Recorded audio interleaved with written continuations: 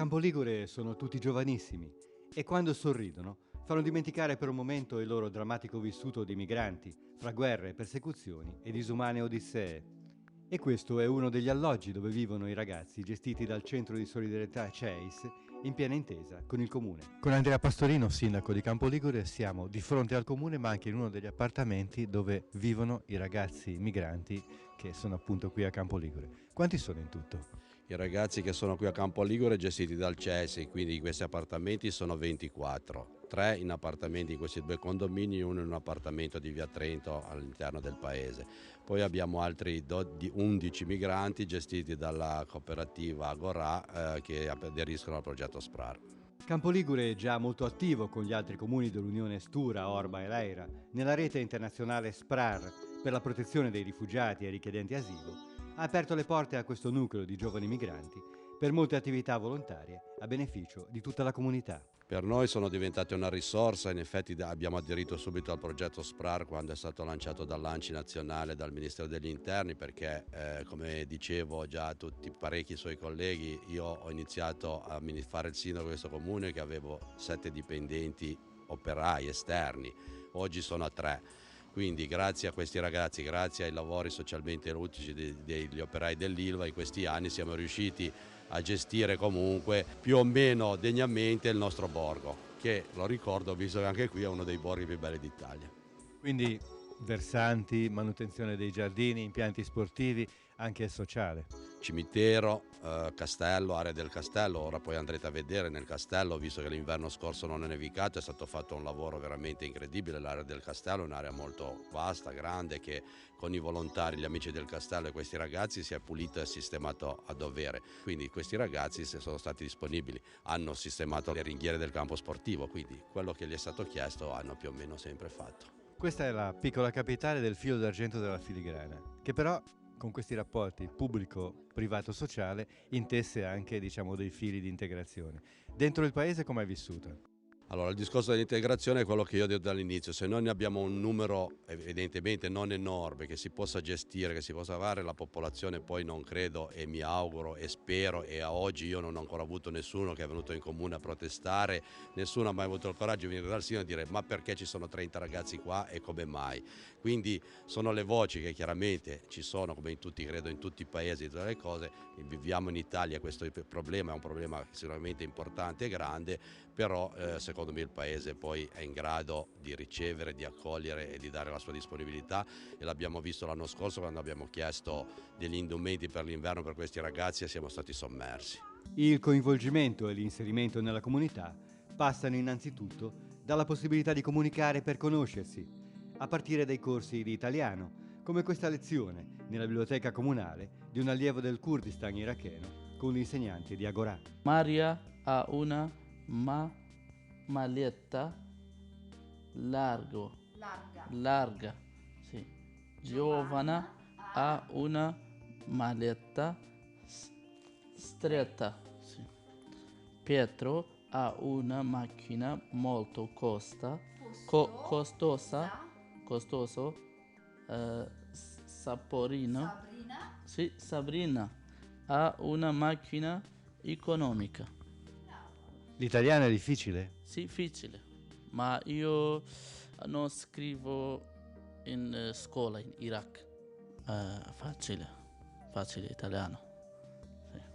Grazie per maestra, per tutti il lavoro in ufficio. La lezione di italiano che abbiamo appena visto è una delle attività che si svolgono all'interno dello SPRAR, la rete internazionale di protezione per i richiedenti asilo e rifugiati, che qui viene gestita da Agorà.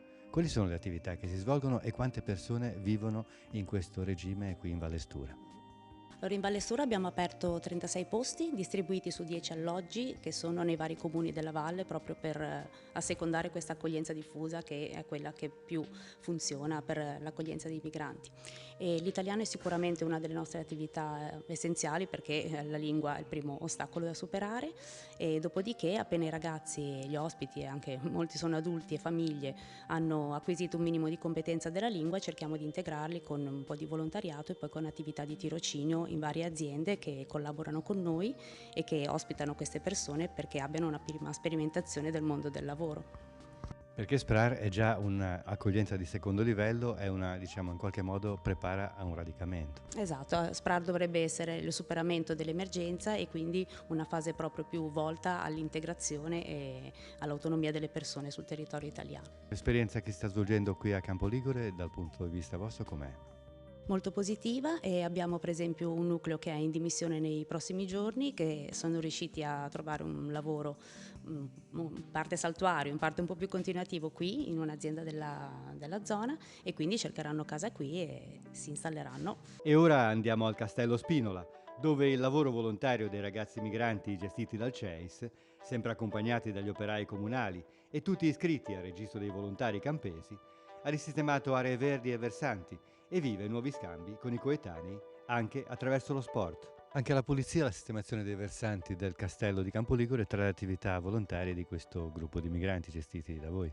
Sì, i ragazzi si sono occupati della pulizia qua del castello, della gestione un pochino del Varde, qui dal cimitero e anche dai giardinetti pubblici, con l'aiuto dei volontari e degli operai del comune di Campo, che ci hanno aiutato a gestire appunto i lavori e soprattutto ci hanno fornito il materiale, perché poi le scarpe antinfortunistiche, i giubbottini, gli stessi guanti antitaglio, li ringraziamo per questo, perché comunque i ragazzi ne hanno usufruito tantissimo. Quanti sono e da dove vengono questi ragazzi? Allora, i ragazzi sono 24 attualmente e provengono da più o meno il Centro Africa, quindi Nigeria, Gambia, Sudan, Senegal.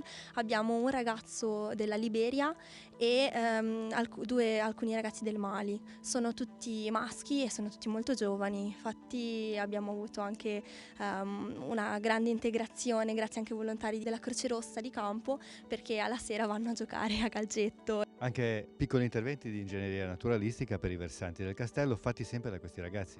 Sì, esatto, questo è uno dei punti in cui durante l'alluvione ha portato giù un mucchio di terra.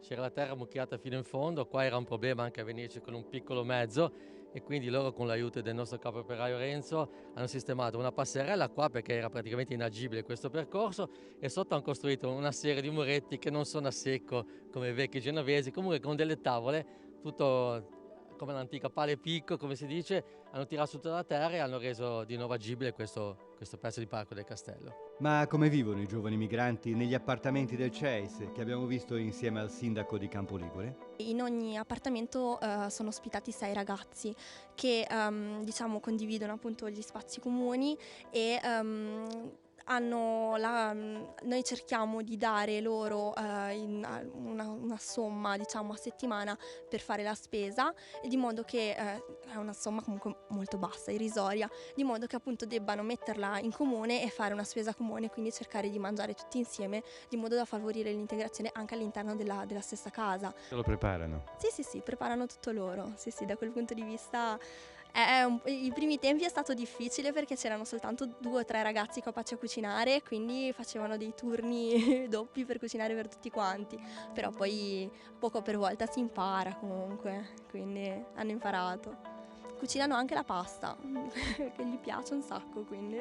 Il pesto ancora non lo apprezzano perché è troppo strano, però la pasta al pomodoro, sì, quella sì la mangiano.